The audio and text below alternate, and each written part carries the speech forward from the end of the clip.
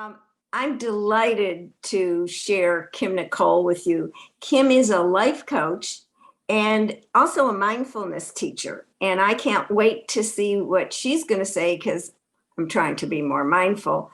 Kim is also an attorney who had her own journey from the law to what she does now. And on a personal note, I would say this: Kim is an illuminator. She shines a light on other people. And to me, that is the essence of generosity and kindness. Kim also worked at LinkedIn. LinkedIn persuaded her to work for them. And Kim is probably one of the few people who decided that was lovely. And now I'm working for myself and my own clients and my own practice. I'd also have to tell you, I'm a snob. There are life coaches who I look at their lives and go, oh, why would I let them coach me? But Kim has her coaching certificate, not from school that's making money off of it, but from our very own University of California at Davis. Very, as I call it, the bona fides of life coaching. So I am proud to share with you my friend, someone around whom I am calm and de-stressed, who's going to teach us about mindfulness that we could do every day, Kim Nicol. All right, give her a big round of applause. Yeah. Thank you, everyone. And thank you, Susan, for that wonderful introduction. And I'm going to talk with you about mindfulness in everyday life, but the truth is you already know a lot about it, whether you realize it or not. Mindfulness is a quality of attention. It's when your attention is in the present moment with curiosity and kindness.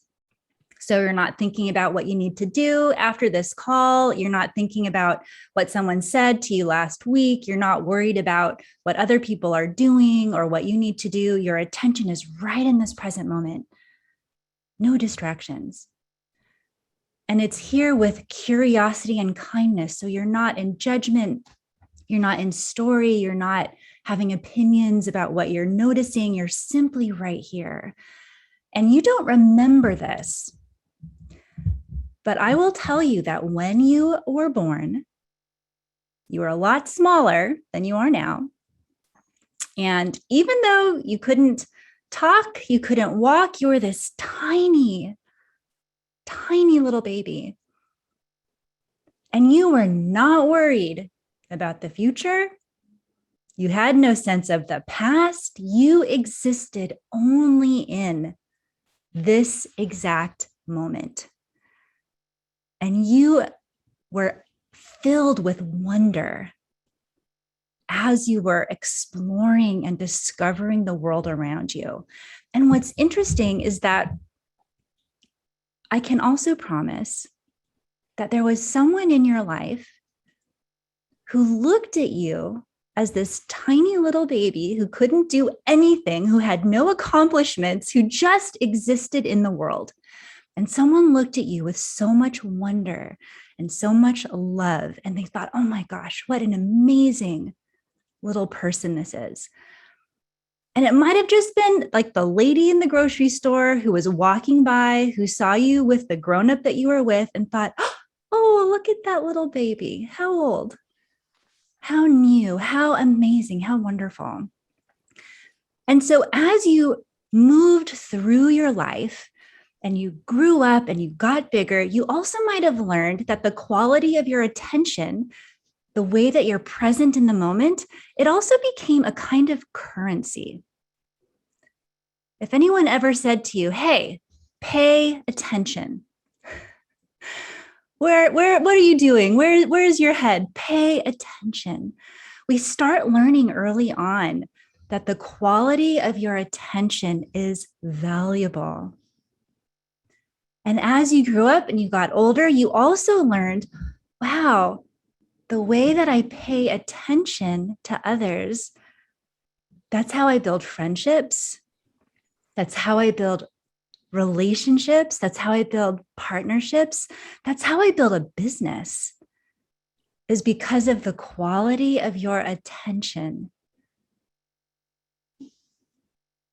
And what I find to be so interesting is that it's very easy to forget this, right? We live in a world with lots of distractions, and there's lots happening around us, and there are people that spend like a lot of money trying to get little pieces of your attention.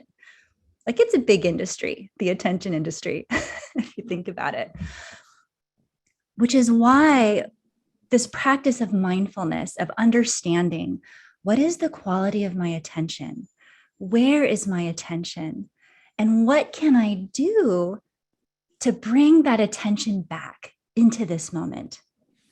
Because the moment that you're in is really where your life is happening. Not in the future, not in the past, not in your opinion about how things should be, but really right here in the moment. And I'm curious too, who here has spent time with small children? Anyone? Yeah, some folks? Yeah, a lot of people. If you've ever spent time with a toddler, 2 years old, 3 years old, when that little kid wants your attention, do they want some of it or do they want all of it? Yeah, I'm seeing great body language from Hetty and Anastasia. Yeah, they want all of it. That is how valuable your attention is. They want all of it. And if you are faking it, if you are pretending to pay attention to them, they can tell that you are lying. And they will persist in doing everything they can to get your full and present attention. And what's interesting is that you have all learned to perceive the quality of attention around you.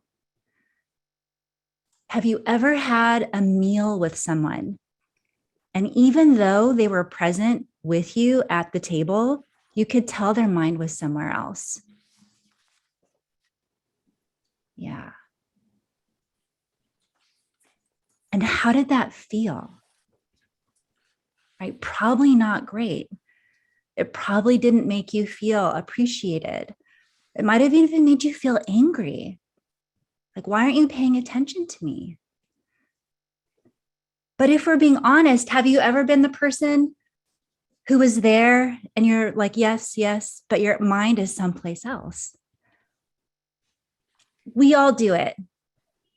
But it just brings us back to realizing how valuable your attention is, and then why mindfulness and your ability to come into the moment becomes so valuable. So I want to offer you a practice to also make this clear and to give you another sense of how you can be intentional.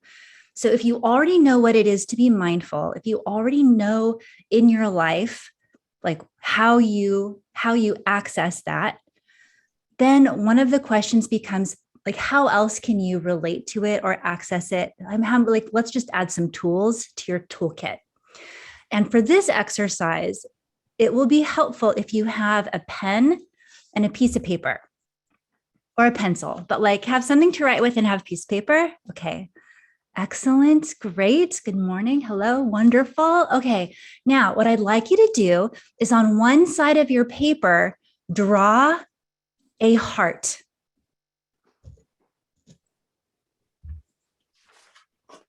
All right.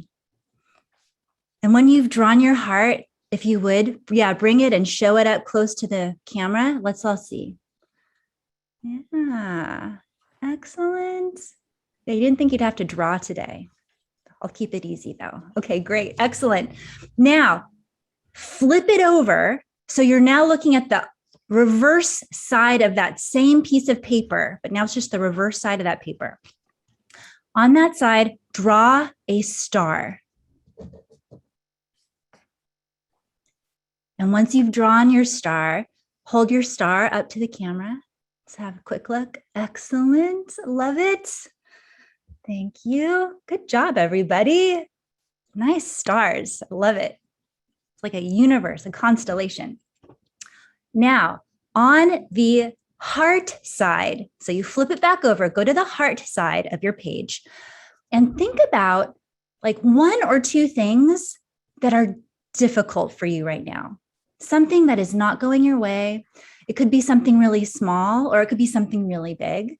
But on the heart side, write down one or two things that are challenging for you right now. I'll give you like 20 seconds.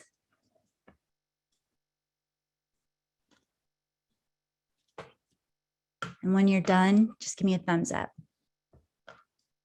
Excellent. Okay, that one was fast. Now flip it over. And on the star side, I want you to think of one or two things that are going well. Things that are going your way. It can be something really small, or it could be something really big. Doesn't matter. But think of a couple of things that are going well. Put that on the star side of your paper. And when you're done, give me a thumbs up. All right. Great. Good job, everybody. Now, put your pens down. Pick up your piece of paper. Hold it in your hand. Look at the star side. And then flip it over. Look at the heart side. And realize that at every moment of your life, both sides will always be true. There will always be something that is difficult, that is not going your way. There will always be something that is going well, that is a blessing and a joy in your life. And mindfulness is the ability to hold both, to face both, without collapsing into despair or clinging on for dear life, like I hope this good thing doesn't go away. Mindfulness is the ability to be present with both. And we put the things that go well on the star side because even when it seems like it's very dark out and you cannot see where you're going, there's always a little bright spot to light the way. And we put the challenge on the heart side because when you are dealing with something difficult, that is when you need to bring compassion and kindness and grace towards yourself for being a human who is going through something hard. And you probably know people who always want to look at the bright side. And if we're honest, they kind of annoy us because sometimes you don't want to look at the bright side. Things are just hard, right? You just want to be in the heart of it. You're not ready to find the gift in the challenge, right? So you don't want to always look at things on the bright side because you might also think these people are being unrealistic. They're not seeing the real world. They're only looking for the bright lining. So we don't want to cling to that. But you also might know someone, no matter what's going on in their life, they think, well, things could be better. I didn't do that well enough. And you never know when the other shoe might drop. And they're always missing out on the real blessings and the real good things that are available to them. And so when we have this ability to be present with both sides, not only does that bring a lot more peacefulness, a lot more ease to you, but it allows you then to be present with the joys and the pains of others. And I think sometimes we overlook how valuable that is. We live in a culture where we're very focused on being action-oriented. Let's do all the things, let's solve all the problems. Sometimes you're faced with something that there isn't a solution to. It's just a conundrum.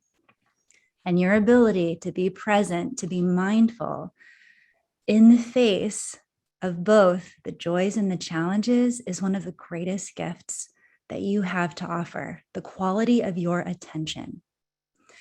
So one last practical way to apply this in your life is when someone comes to you and they start talking about a problem or a challenge or something that's difficult.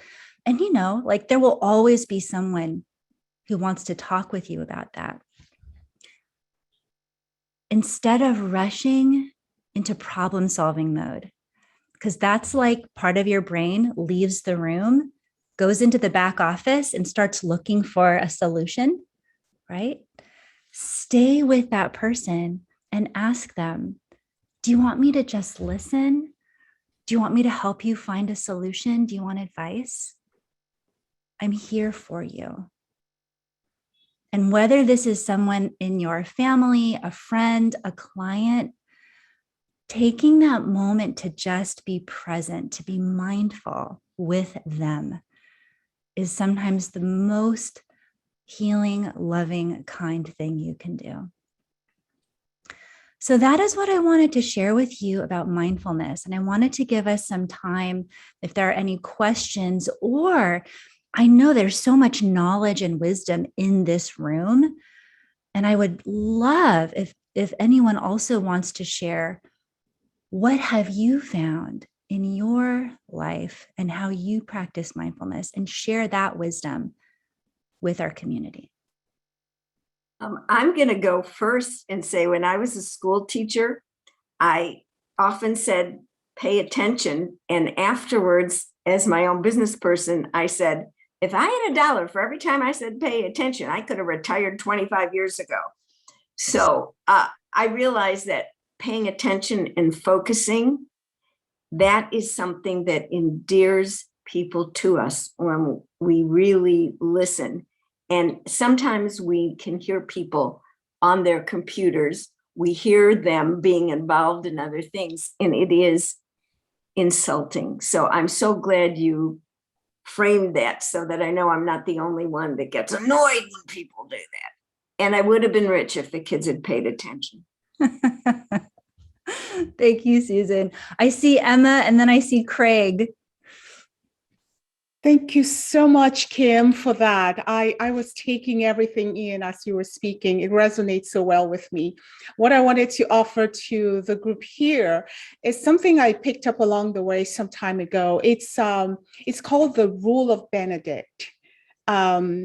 I think it's adopted from somebody's book about Saint Benedict. And I'm going to read it very quickly. It says, where shall I look for enlightenment? So a master and a student, right?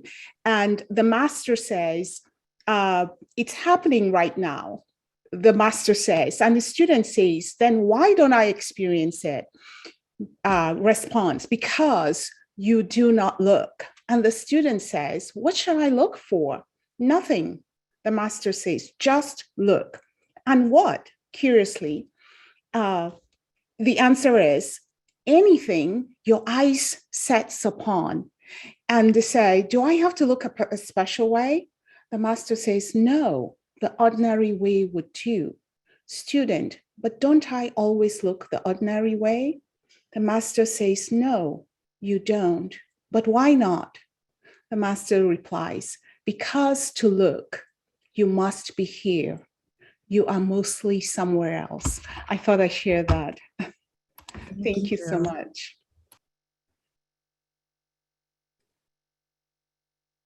Craig. All right, well, thank you. This is actually a great topic because, you know, I'm a real estate broker like Betty, and I can just tell you, we have like a million things coming at us at one time, constantly. And one of the greatest compliments we can give another person is our undivided attention. And I find a lot of inspiration. For example, Theodore Roosevelt was brilliant at this, and there's some other people that were, you could get in their presence. I think I heard Bill Clinton is the same way.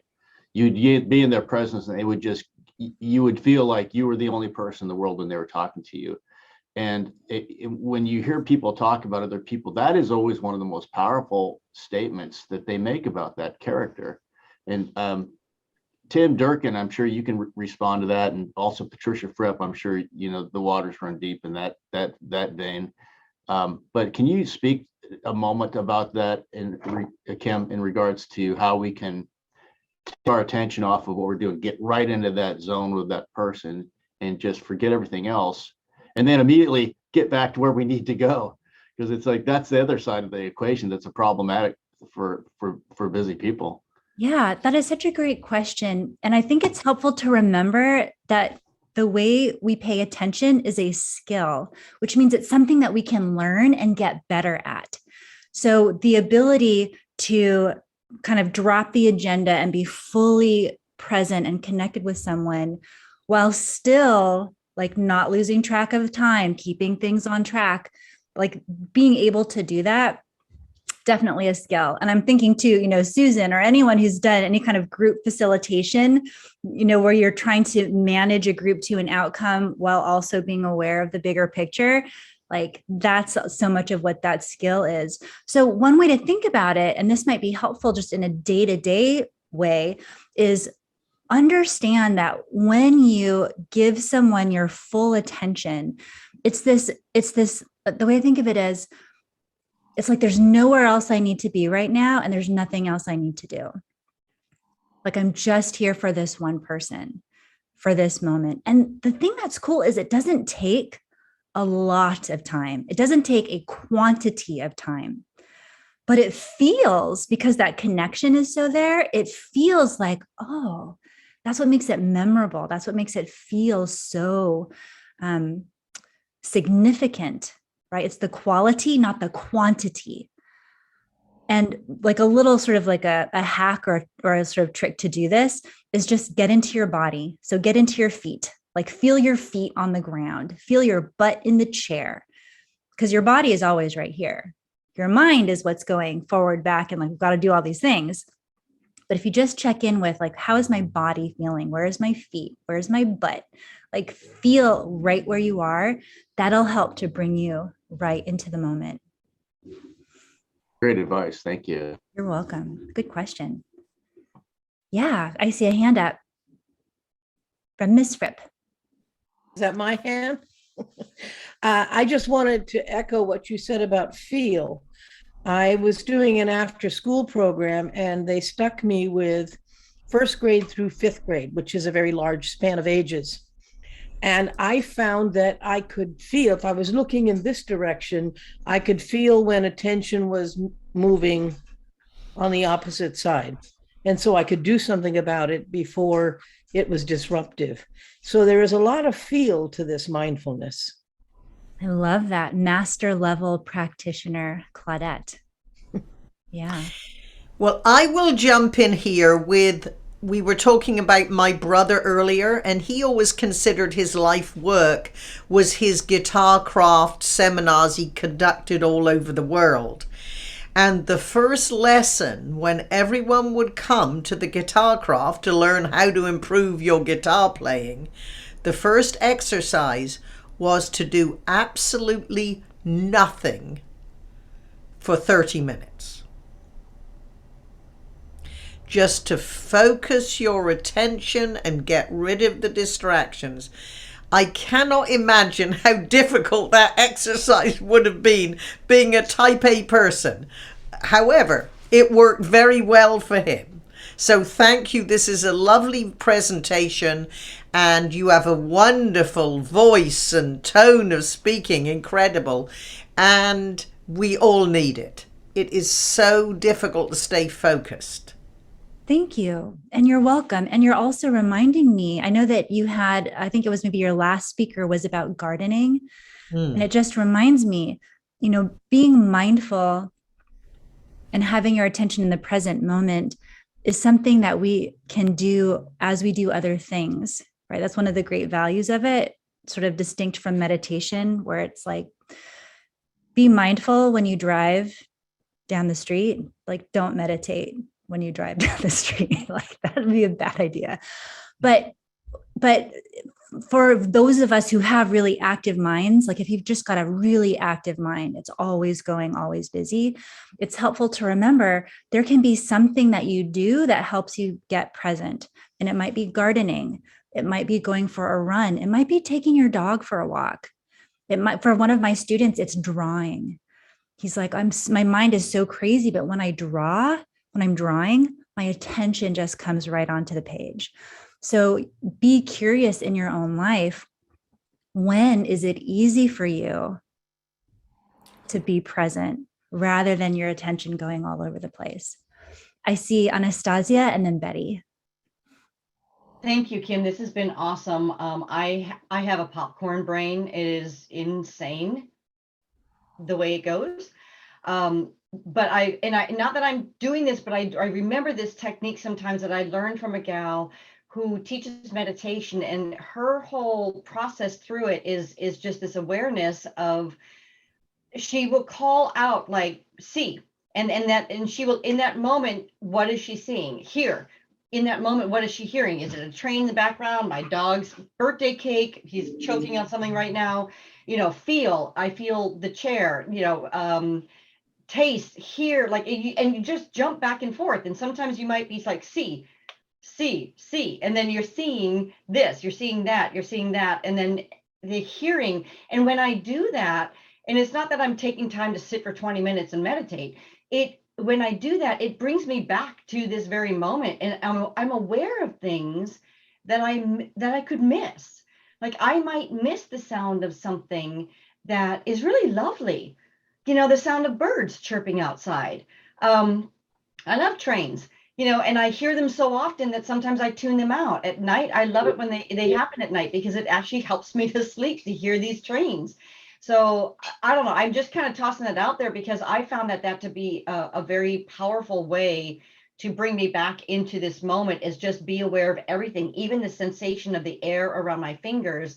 If I focus on that, I can feel it. I can feel the tingling of the blood inside my fingers when I focus on it. So it helps me calm down a little bit. I do not do it often enough. And for anyone who has not read The Power of Now by Eckhart Tolle, I highly, highly, highly recommend that, because that really radically changed my life as well. So thank you for speaking on this really important topic. Thank you for sharing what you have found to be helpful. And I'm guessing that as everyone was listening, did anyone else become suddenly aware of their fingertips and how it felt? Just me? Yeah, no. Yeah, it works. It works just like that. Betty and then Paul.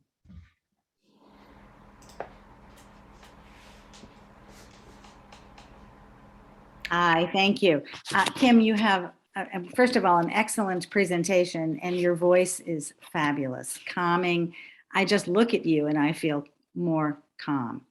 A couple things. In this group I belong to now, the 6 a.m.ers, we're up early and take care of ourselves in the morning and so forth. So we have a word of the month, and my word of the month has been focus on many occasions, because I really need to focus, because you get one email and you're off in 10 different directions. But this month, my word of the month is joy, because that has to be a part of it as also. I remember years ago taking Werner Erhard's training, EST, and the be here now is what I learned. That was probably the most important thing I learned from there. But what you say about listening and being present is so critical, as Craig said, with clients, with partners. Because of what I'm doing now, I'm listening. When Rich talks, my partner, I listen, and my phone is not around. And sometimes I even take my watch off because it zings, and I don't know how to turn that off. But just being with somebody. And what I do with clients on the phone, if I'm on the phone with them and taking my first interview with them, I'll ask them, do you mind if I take notes? Because I don't want them to think, I'm typing in the background, and they say, no, that's fabulous. So that's one of the things that I do, that because I need to take the notes so I really can listen to them. And being with them in person, just looking at them and taking a moment, don't move and don't show them a house, but just listening and asking and coming back with, am I understanding this correctly? Please help me if I'm not. And just really the back and forth. It's listening, yet it's also acknowledging what I've heard, and then kind of giving it back, making sure that I'm accurate with what I've heard. But there's so much to this, and I appreciate your comments about mindfulness. Thank you, Betty. And you reminded me too, and I want to point out to everyone that Betty, like what you just described, that's also how we build trust, right? So when we think about like, how do I build trust with someone? listening closely, those little things of put the phone away, ask, is it okay if I take notes so they understand what's happening? Repeating back so they understand I'm really listening, asking those questions. That's all a way to build trust. And it works in business, it works with our partners. Such a great tip. Thanks, Betty. Paul.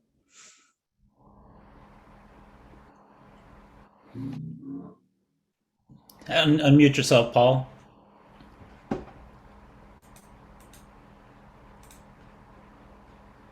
Sorry about that. Sorry, I'm trying to get to the unmute. Kim, that was, I put in the chat as you were talking that how captivating this speech was, really. I have to say that. And that was before we'd had all the interaction about you telling us about mindfulness and this whole scenario of that very rare time when anybody that you're talking with, you can tell without, but you don't know how they're doing it, but you do feel that they're the only person in the world on their minds when they're talking to you. But my question to you is, Kim, for you personally, I mean, you captivating speak, and you've got so much to say. Where did you start on this? I mean, do you think, is it a gift that you were born with? And I say that with the greatest respect, or is it something that you started like, as public speaking, right? You start and you're not very good and you get better and you learn and you go along. Or have you always had this gift of just saying, giving us that feeling that you were talking to each one of us individually and it was just couldn't stop listening? That is such a great question. And also, thank you. It feels meaningful to hear that reflected back. My guess is it's probably a combination of both. I think there's probably an aspect of me that has had this effect, but I know for sure that over the last few years, it's something that I've become much more skilled at, both from teaching, from presenting, to a lot of different audiences, a lot of different experiences of that. But one of the times when I first kind of put them together, it was 10 years ago. I was transitioning out of my prior corporate career working in legal publishing, and I was meeting with a recruiter for a content strategist job. I wasn't doing life coaching. I was just barely starting to teach about mindfulness because I found it to be so useful. And I had a conversation with a recruiter, and at the end of this conversation, she said, Kim, I just have to tell you, I feel like so relaxed. She's like, I've been so tense all day, but after talking with you, I just feel a lot more calm. And I thought, oh, that's an interesting thing. Okay. And I started to notice that when I was presenting or speaking, people were having this experience of me. And so I just kind of went with it. I'm like, okay, I guess that's a thing that I bring into the room.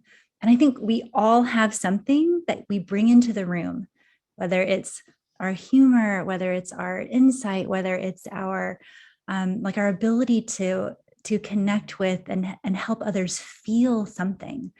We all have that, but sometimes we don't realize it until we hear it reflected back to us. And so thank you. And also, I don't know what our timeline is, so I'll just answer questions until someone tells me to stop. We'll continue. Typically now's the stop, but we then have question and answer, so we're good. We'll hang out until around 9 a.m. for those who want to and can.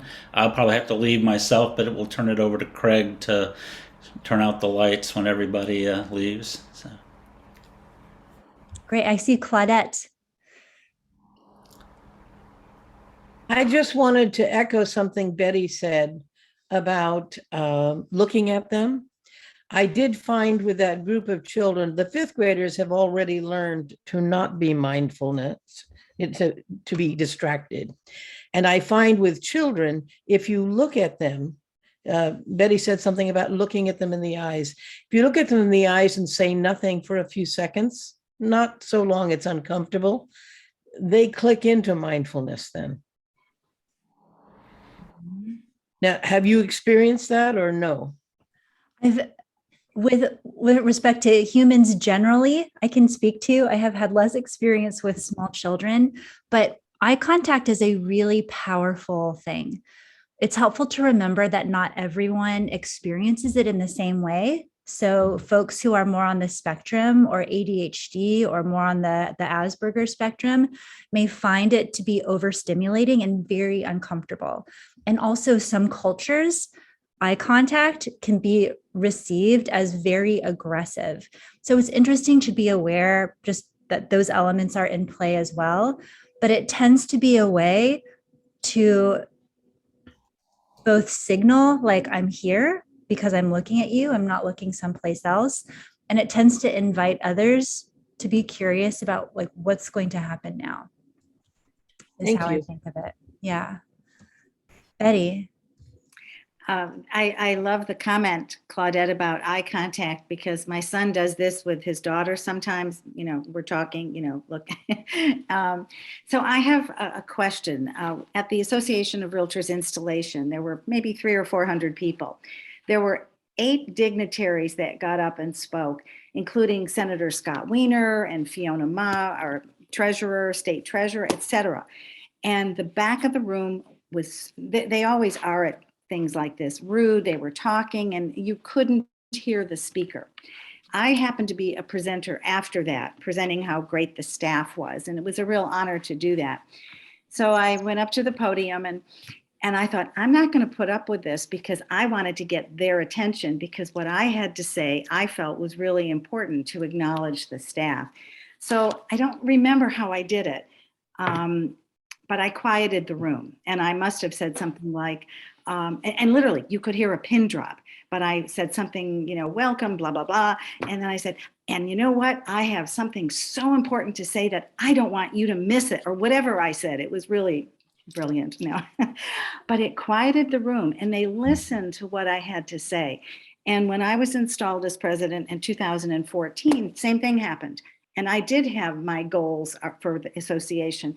And the whole room quieted. My technique then was standing there and not saying anything until the room quieted. And I just think it's kind of a reverse, allowing them the opportunity to pay attention, because people next to them are chatting and you don't want to be rude to the person next to you. So I just wondered, you know, if you had any comment on that, both ways, being quiet or trying to get people's attention when you are speaking. Yeah, I love that example. Very masterful to kind of see where the room is and then make a decision of what is it that you want to create here and why. Mm-hmm. And the intention of, I want to create people's attention here because there's something I want them to receive. There's a message I want to deliver. And if half the room is doing something else, like this is not going to work.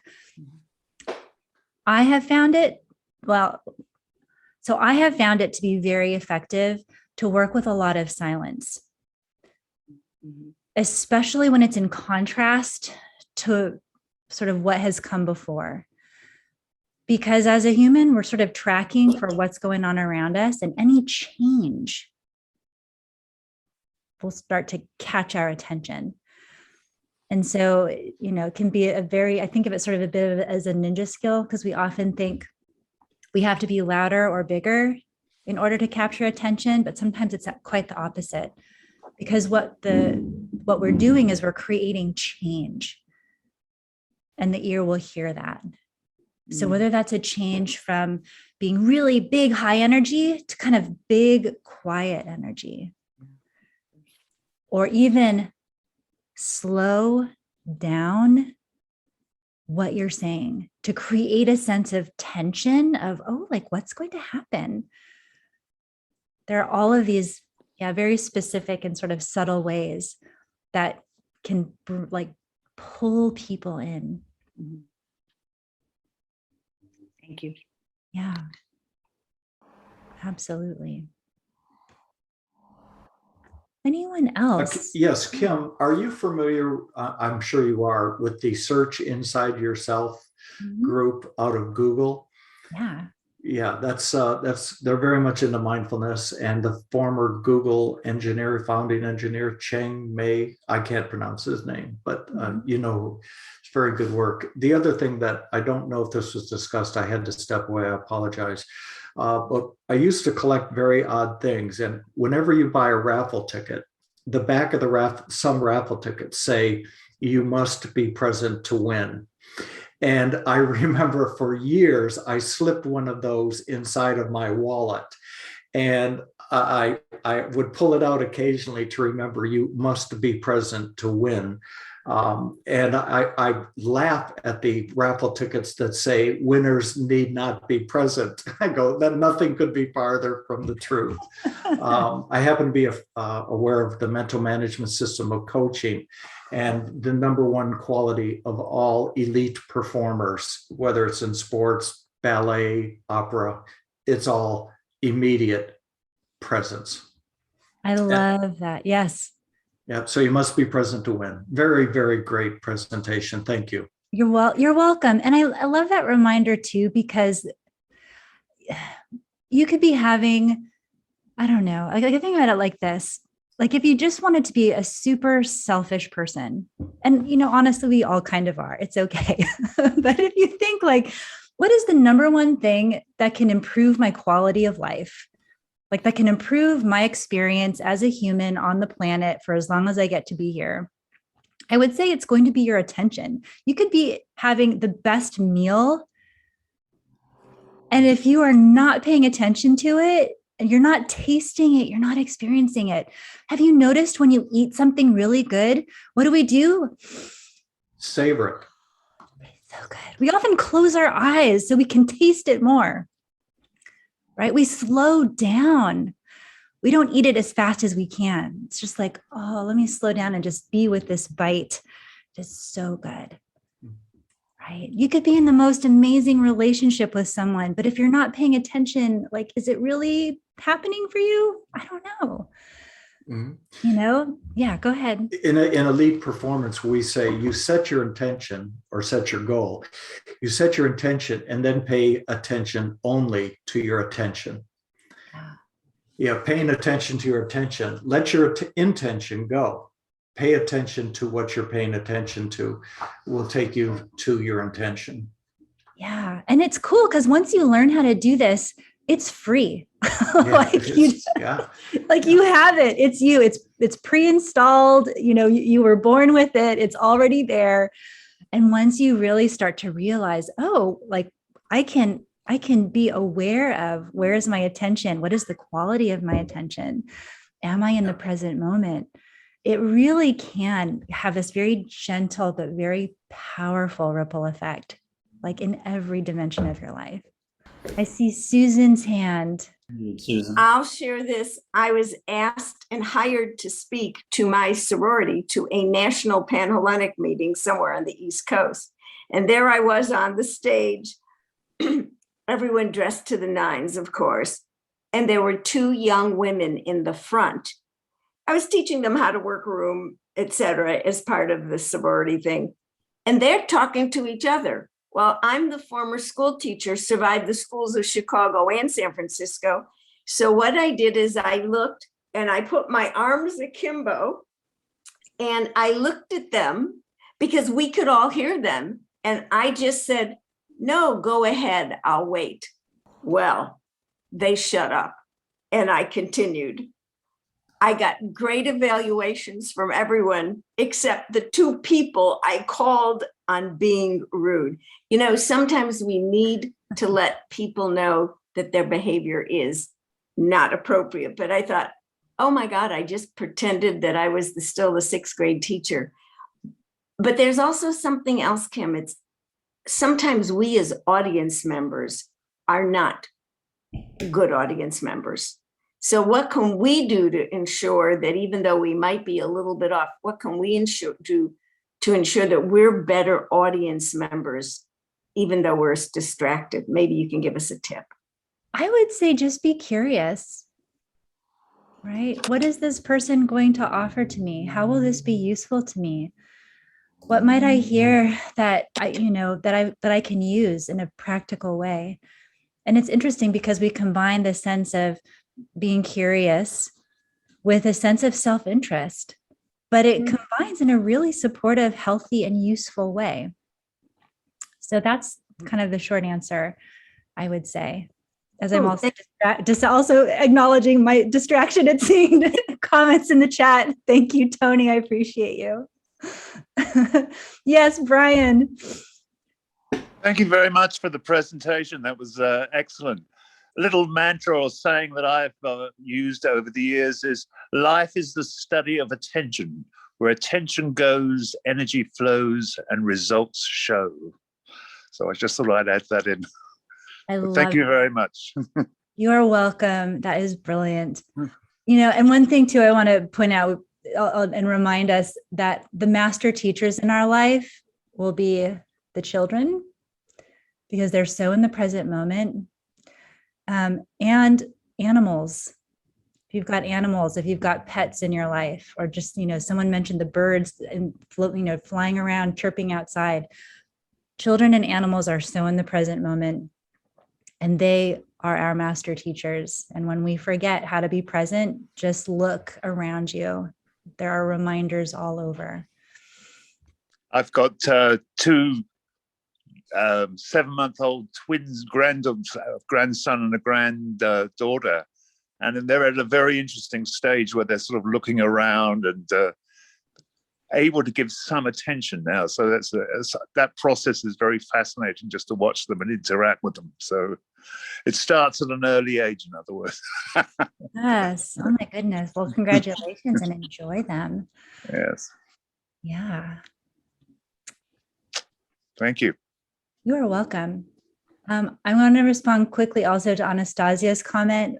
So one thing too with eye contact, if you're online, you just want to be aware of where your camera is. And what I'll often do is I'll position my Zoom so that I'll see the person I'm speaking to, I'll put their screen underneath my camera. So it looks like you'll get eye contact, as opposed to if I'm looking down in the corner and it looks like, where is she looking? Why isn't she looking at me? That is exactly what I do. And in fact, when I did my last speaker Q&A, I actually did a demonstration for the people that were on it. And that the one challenge on Zoom is that if anybody's got their hand raised, you can't reposition them. But I have been moving as long as a hand, like right now, Brian's got his hand raised, so I can't move anybody. But whoever is talking and I see the illumination around it, I move them right under my webcam so that I can be looking at them, and at least I'm a little bit more connected than I am if I'm looking down, like Hugh is way down there. And if I'm watching that the whole time, we have a disconnect. So, and this is another thing just for all you speakers, to make certain you're looking at the camera and not yourself. And it's a very easy thing to do that, but it makes all the difference, because then we feel more connected, which is really hard to do in the virtual world. So the eye contact is just everything. So glad you do that, Kim. Thank you. You're welcome. Well, I want to thank you all so much for having me, for inviting me into your community. For sharing some of who you are with me. I want to thank Susan for inviting and for introducing me. And it really has been a pleasure to share part of what I love with all of you. Thank you all so much. And thank You have you, a Kim. website? I do have a website. Yeah, it's kimnicol.com. I think Susan might have dropped it into the chat. The chat. And also Kim has written a number of books, so you would be I think pleased to go to her website, because I think you will find books that actually address a number of the topics that Kim talked about. So it is in the chat. And Kim, I am so thrilled to have shared you with the Golden Gate Breakfast Club, although I'm selfish and there's a part of me that wants to keep you and your calmness all to myself. Thank you so much. I think we all feel that way right now, Susan. Yeah. So well, thank you, Kim. I'm going to go ahead and end the recording right now.